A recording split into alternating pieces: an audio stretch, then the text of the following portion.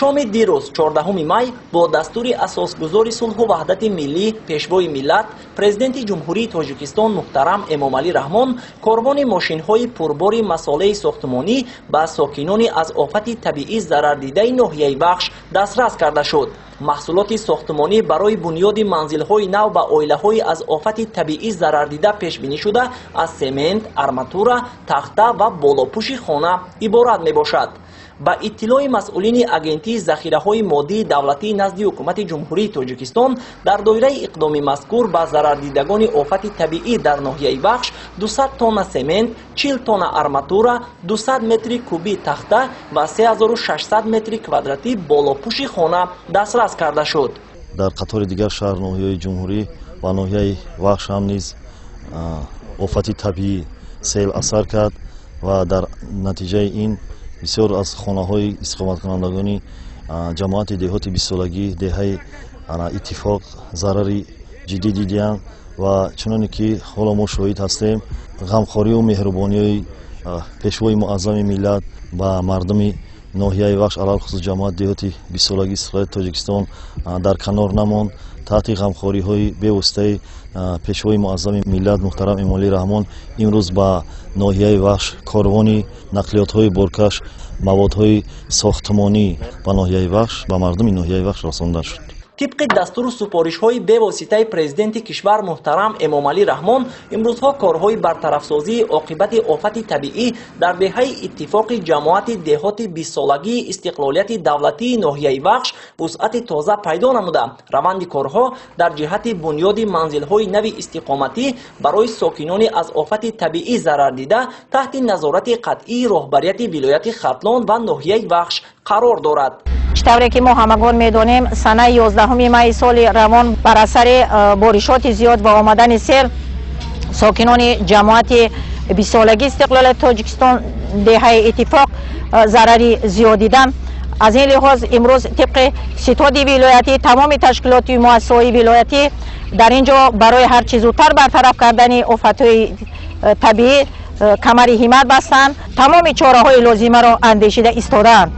از روی ترتیب کاری ستاد ولایتی اوید به برطرفسازی عاقبت آفت طبیعی در شهرک موقتی برای سکونت عائله‌های ضرر دیده بیش از 30 خیمه‌ها ساخته شده است.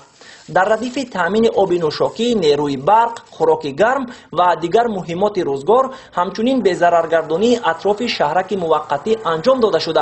گروه طبیبان به طور شبانه روزی در خدمت باشندگان خیمه ها قرار دارند. کارهای برطرفسازی عاقبت‌های آفت طبیعی که شام 11 مای سال جاری در همین دهه به وقوع پیوسته بود عین حال ادامه دارند. تکنیکای لازمی از جانب کمیته حالت‌های فوق‌العاده با دستوری به واسطه رئیس ولایت ختلان محترم قربان حکیم‌زاده به این محل آورده شده است.